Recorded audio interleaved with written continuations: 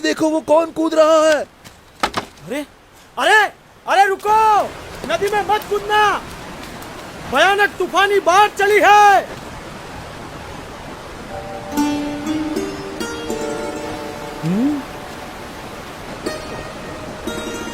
अरे कूदे तो मर जाओगे, वापस आओ, रुक जाओ, ठहरो, मर जाओगे।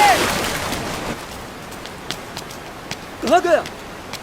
लगता है पानी के भंवरों ने उसे खींच लिया, डुबो दिया। इतनी भयानक बाढ़, उसका जीवित रहना असंभव। मर गया बेचारा। कहाँ गया वो बच्चा? कहीं नजर नहीं आ रहा। राम राम।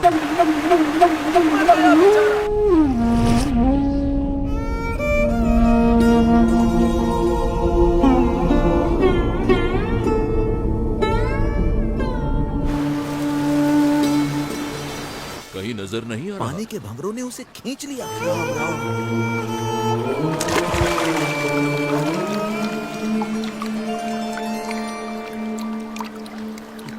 बाढ़ में उसका जीवित रहना असंभव है। बेचारा। अरे ये नहीं कौन होगा ये कैसे बच गया? अरे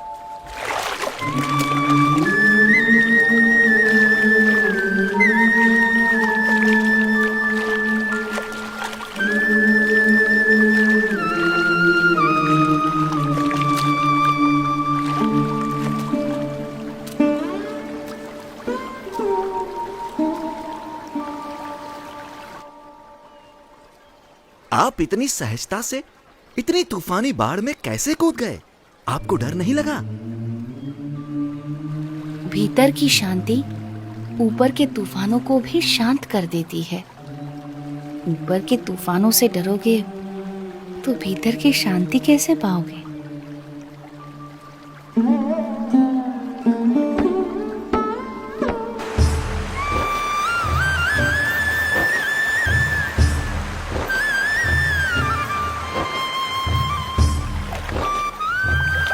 नीलकंठ वर्णी के निरंतर अथक रूप से चलते चरण उन्हें जहां भी ले जाते थे, वहां कोई न कोई किसी न किसी रूप में उनसे जुड़ जाता था।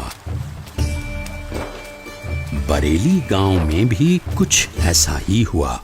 अरे पिछले साल तो इतनी बाढ़ आई थी कि गांव के सारे घरों में पानी घुस गया था। यहाँ तक कि हमारे खेतों में भी फसल बर्बाद होते होते रह गई थी। हम भी अपनी भेड़ बकरियों को बड़ी मुसीबत से बचा पाए थे। वैसे भी कुदरत के सामने हम क्या कर सकते हैं? जो भगवान चाहेंगे वही होगा, सब उसके हाथ में है। हाँ, सो तो है। हरि करे सो होय जगत में, हरि करे सो होय, चाहे करे नर कोटि उपाय, कर कदू जो कोय जगत में हरि। अरे रुक क्यों गई? गाना। हाँ? कितना प्यारा बच्चा है। केवल बच्चा है या कुछ इतना छोटा बालक और योगी?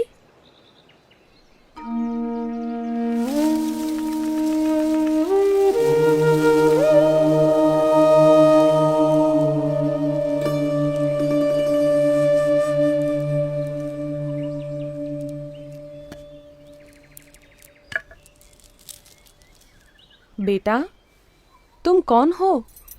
तुम्हारा नाम क्या है? यूं तो सारे नाम मेरे ही हैं, पर आप चाहें तो मुझे नीलकंठ बुला सकते हैं। नीलकंठ? पर तुम यहाँ क्या कर रहे हो बेटा? तुम्हारा घर कहाँ है? उस घर का तो मैं त्याग कर चुका हूँ, फिर भी मैं जहाँ भी हूँ घर में ही हूँ, क्योंकि मेरा घर तो सारा विश्व है। पर इतनी छोटी उम्र में तुमने अपनों को क्यों छोड़ा? सबको अपनाने के लिए, जो भटक गए हैं उन्हें घर वापस लाने के लिए। तुम हो तो इतने छोटे से, पर बातें बहुत बड़ी बड़ी करते हो।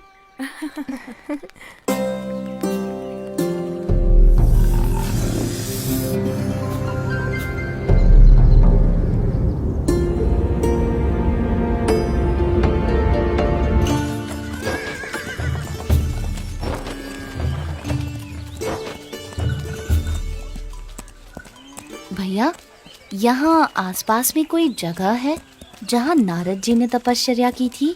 हाँ, उस जगह का नाम ही नारद वन है।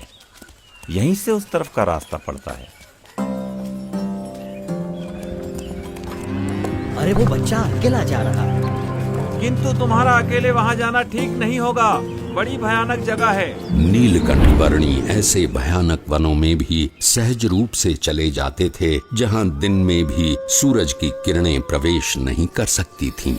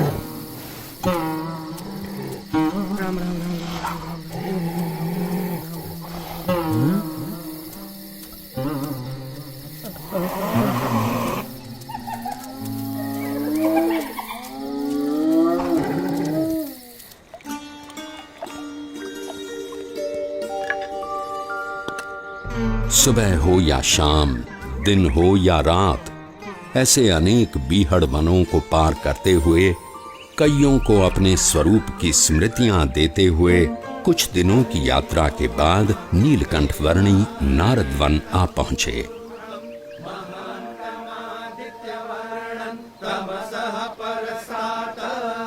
तमेव विदित्वाति मृत्युमेति नान्यः पंथा विद्यते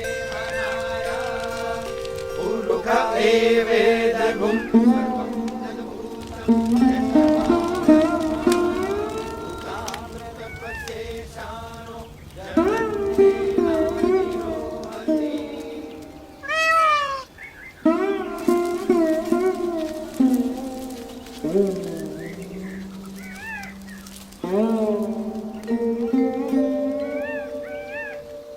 आपके दर्शन मात्र से प्रतीत होता है कि कई वर्षों से जिनका स्मरण हम अपने हृदय में करते आए हैं, वो भगवान स्वयं आज हमारे समक्ष प्रकट खड़े हैं।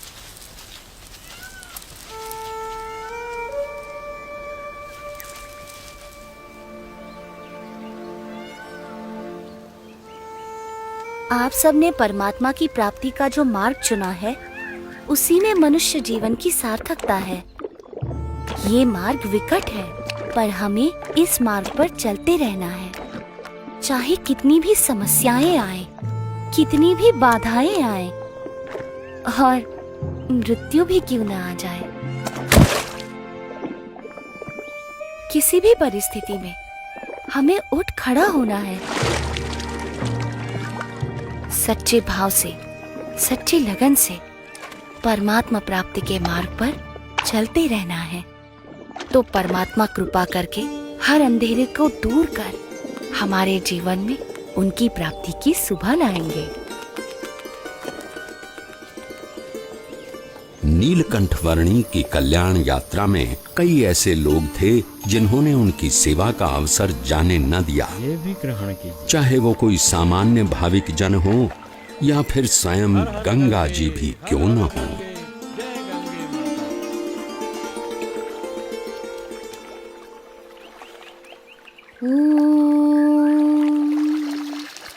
भूर्भुवः स्वः तत्सवितुर्वरेण्यं भर्गो देवस्य धीमहि धियो यो नः प्रचोदयात्।